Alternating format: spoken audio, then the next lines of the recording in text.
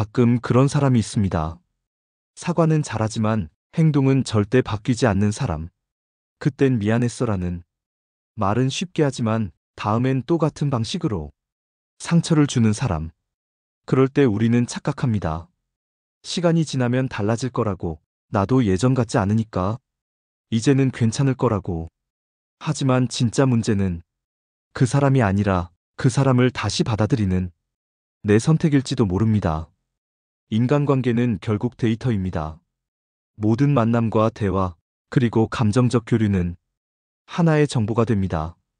우리가 누군가와 맺는 모든 순간과 상호작용이 시간의 흐름 속에서 하나하나의 데이터 포인트가 되어 축적되고, 이것이 쌓이면서 이러한 데이터 포인트들의 집합이 서로 어우러져 관계의 방향성과 깊이, 그리고 앞으로의 발전 가능성을 결정짓습니다. 매 만남, 모든 대화, 그리고 감정적 교류의 순간들은 모두 관계라는 거대한 데이터베이스에 영구적으로 기록되는 것입니다. 말은 순간적인 감정의 표현이지만 그 순간은 금방 지나갑니다. 행동은 시간에 걸쳐 축적되는 통계적 의미를 지니며 그 사람의 본질을 나타냅니다. 한두 번의 행동은 우연이나 실수 혹은 특별한 상황으로 볼 수도 있지만, 반복적으로 나타나는 행동 패턴은 더 이상 우연이라고 볼 수 없으며 이미 그 사람의 본질적인 특성과 태도, 가치관을 드러내는 확고한 증거가 됩니다. 그 사람이 어떤 감동적인 말을 하든, 어떤 멋진 약속을 하든, 진심 어린 약속을 하든, 어떤 말로 당신을 설득하려 하든, 감동적인 메시지를 보내든, 눈물로 호소하든 간에 실제 행동이 그 말과 일치하지 않는다면, 모순된다면 그 모든 언어적 표현은 의미를 잃게 되고 공허한 메아리가 됩니다. 같은 상황에서 같은 반응을 반복적으로 보인다면 그건 더 이상 우연이나 단순한 실수가 아닙니다. 그건 명확한 패턴이며 그 사람의 일부입니다. 단순한 성격이나 기질, 일시적인 감정 상태가 아니라 앞으로도 지속적으로 나타날 행동의 예측 지표이자 미래 관계의 방향과 질을 알려주는 중요한 신호이며 경고입니다. 그리고 이런 패턴은 시간이 지난다고 해서, 환경이 바뀐다고 해서 저절로 변하지 않습니다. 기적처럼 사라지지 않습니다. 패턴은 오랜 시간에 걸쳐 형성된 습관과 사고방식, 그리고 가치관의 결합입니다. 외부 요인만으로는 절대 바뀌지 않아요. 약속만으로는 변하지 않습니다. 적어도 스스로 깊이 성찰하고 변화하려는 강한 의지와 인내, 꾸준한 자기 개선이 노력이 없는 사람에게는 불가능한 일입니다. 누군가를 용서하는 행위 자체는 결코 나쁜 일이 아닙니다. 오히려 자신의 내면적 평화와 정신적 건강, 그리고 감정적 치유를 위해 꼭 필요한 치유의 과정이 되기도 하며, 때로는 자기 해방의 시작점이 됩니다. 하지만 용서와 재접촉은 전혀 별개의 문제이며 혼동해서는 안 됩니다. 이 두 가지를 혼동하면, 구분하지 못하면 더 깊은 상처로 이어질 위험이 커지고 반복적인 상처의 순환에 빠지게 됩니다. 용서는 자신의 마음이 평화를 되찾기 위한 내적인 정리 과정이며 자기 치유의 방법입니다. 그건 감정의 해소이지 관계 회복의 약속이나 재시작의 신호가 아닙니다. 재접촉은 완전히 다른 차원의 문제입니다. 그건 현실 속에서 다시 마주하는 것이며 다시 상처받을 가능성을 감수하고 받아들이는 중대한 결정이에요. 다시 말해, 이것은 감정의 문제가 아닌 판단의 문제입니다. 화해는 따뜻함이나 감정이 아니라 책임감과 변화가 필요합니다.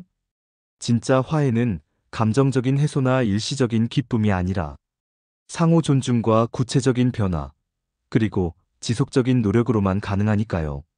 상대가 정말로 변화했는지, 그 변화가 진실한지, 그 변화가 말이 아니라 행동으로 일관되게 증명되는지, 그걸 먼저 충분히 확인하고 판단해야 합니다. 그래도 사람인데 한 번쯤은 기회를 줘야지. 누구나 실수는 할 수 있잖아. 완벽한 사람은 없어. 이런 말들은 겉으로는 너그러움처럼 들리지만 위로 같지만 때로는 위험한 환상이며 자기기만이 될 수 있습니다. 기회는 단순한 사과나 약속으로 생기는 게 아니라 현재의 실질적인 변화와 지속적인 노력으로 생깁니다. 한 번의 감동적인 사과보다 훨씬 중요한 건 3번 이상의 일관된 행동과 변화의 증거입니다. 한 번의 행동은 우연일 수 있고 그날의 기분일 수 있습니다. 2번의 행동은 어떤 경향성을 보이며 가능성을 암시합니다. 하지만 3번 이상 반복되는 행동, 그건 명백한 패턴이자 그 사람의 일부입니다. 최소한 3개월 이상의 시간 동안 충분한 상황과 맥락에서 같은 상황에서 이전과는 다른 행동을 꾸준히 반복적으로 보여야 그게 진정한 변화라고 인정할 수 있으며 그 관계에 다시 기회를 줄 가치가 있습니다. 그 전까지는 감정이나 희망, 그리움이 아닌 객관적인 데이터와 패턴으로 판단해야 합니다. 그리고 또 하나 명심해야 할 중요한 점이 있습니다. 인간의 뇌는 논리보다 감정이 먼저, 그리고 강하게 반응하도록 진화적으로 설계되어 있습니다. 짧은 메시지 한 줄, 우연한 마주침, 사진 한 장, 추억이 담긴 장소, 목소리 한 번, 특별했던 노래 한 곡이 순식간에 잠들어 있던 감정 회로를 깨워 이성을 마비시킵니다. 그건 진정한 그리움이나 사랑이 아니라 단지 트라우마의 잔상이나 익숙함에 대한 반응일지도 모릅니다. 그걸 구분하지 못하고 감정에 휩쓸려 다시 엮이면 우리는 같은 상처를 또다시 겪게 되고 반복된 고통의 순환에 빠지게 됩니다. 그래서 진정한 치유는 거리두기에서 시작됩니다. 거리를 두는 건 냉정함이나 비정함이 아니라 현명함과 자기 보호의 필수적인 방법입니다. 거리두기는 나를 보호하고 감정의 폭풍에서 벗어나게 하며 내가 나를 객관적으로 볼 수 있게 하고 상황을 명확히 판단할 수 있게 하는 가장 현실적이고 효과적인 자기방어 전략이에요. 이제 스스로에게 솔직하게 물어봅시다. 그 사람과 함께 있을 때 나는 정서적으로, 신체적으로 안전한가? 대화 후 내 감정은 안정되고 평화로운가? 아니면 혼란스럽고 무너지는가? 내가 세운 경계와 기준은 존중받고 있는가? 아니면 계속 침범당하는가? 같은 갈등, 같은 대화, 같은 문제가 반복해서 발생하고 있지는 않은가? 이 중단 2가지 이상에서 부정적인 답이 나온다면 그 관계는 회복의 대상이 아니라 거리두기와 분리의 대상입니다. 많은 사람들이 경계 설정을 냉정함이나 이기적인 행동으로 오해하지만 경계는 차가운 벽이 아니라 현명한 사랑의 형태이자 자기 보호의 방법입니다. 경계는 나를 존중하는 기술이며 건강한 관계의 토대이에요. 이번만은 특별한 경우니까 괜찮아. 이번만 봐줄게. 이런 한마디로 무너지는 기준과 원칙은 곧 타인이 당신을 대하는 행동 매뉴얼이 되고 반복적인 상처의 시작점이 됩니다. 내가 나를 대하는 방식, 내가 나에게 허용하는 대우가 타인이 나를 대하는 방식을 결정하고 관계의 질을 정의합니다. 건강한 경계는 사랑의 반대가 아니라 오히려 진정한 사랑과 존중의 전제 조건이에요.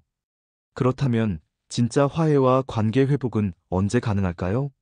어떤 조건에서 시도할 가치가 있을까요? 첫째, 명확한 책임 인식과 구체적인 사과가 있어야 합니다. 무엇이 잘못이었는지, 왜 상처를 주었는지, 왜 아팠는지를 명확히 인식하고 있어야 하며 그에 대한 진정한 책임을 아들여야 합니다. 둘째, 지속적이고 일관된 행동의 변화가 관찰되어야 합니다. 최소 3개월 이상의 충분한 시간 동안 다양한 상황에서 말이 아닌 구체적인 행동으로 달라진 모습이 일관되게 관찰되어야 진정한 변화로 인정할 수 있습니다. 셋째, 나의 정서적, 심리적 안전이 확보되어야 합니다.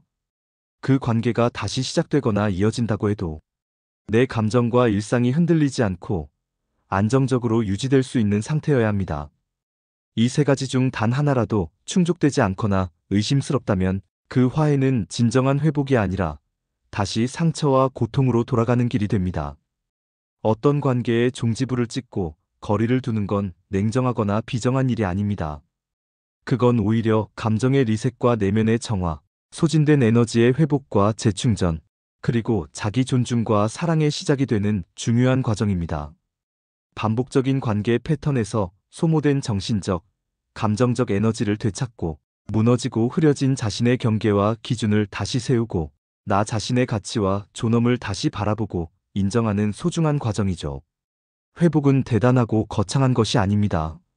하루에 10분씩 혼자만의 시간을 갖는 산책, 하루에 한 줄이라도 자신의 감정과 생각을 솔직하게 적는 기록, 그리고 상처를 주는 관계의 연락처 하나를 과감히 지우는 작은 용기.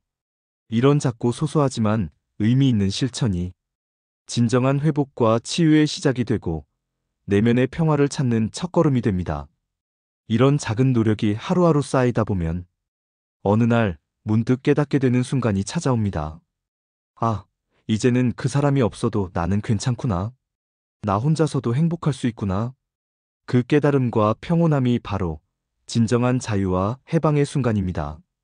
누군가와 화해하지 않기로, 거리를 두기로 결정하는 건 미움이나 분노가 아니라 자기 회복과 치유를 위한 현명한 선택입니다. 그건 복수나 보복이 아니라 자기 보호이며 나 자신을 향한 진정한 존중과 사랑의 표현이에요. 용서는 선택일 수 있고 때로는 필요한 과정일 수 있지만 나를 지키고 보호하는 건 선택이나 사치가 아닙니다.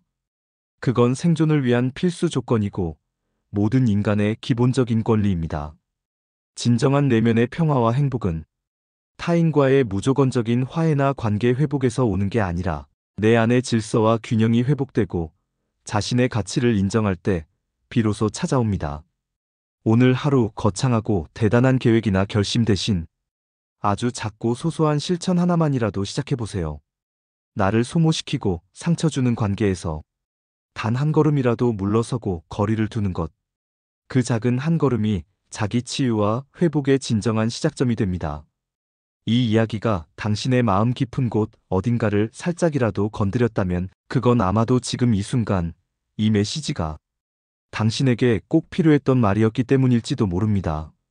오랜 시간 반복된 상처와 실망, 그리고 혼란 속에서 이제는 그 고통스러운 순환에서 벗어나고 싶다는 마음이 있다면 이 영상이 당신에게 잠시나마 숨을 고르고 생각할 수 있는 작은 쉼표가 되길 진심으로 바랍니다. 그리고 만약 이 영상의 이야기가 마치 내 자신의 이야기처럼 깊이 공감되고 느껴졌다면 지금 당신이 어떤 관계를 정리하려고 고민하고 있는지, 어떤 결심과 변화를 시작하게 되었는지 댓글로 조용히 나누고 남겨주세요. 당신의 짧은 한 문장, 솔직한 고백 하나가 같은 상처로 고통받고 있는 누군가에게는 나만 이런 게 아니구나, 나도 이제 괜찮아질 수 있구나라는 작은 위로와 용기의 불씨가 될지도 모릅니다.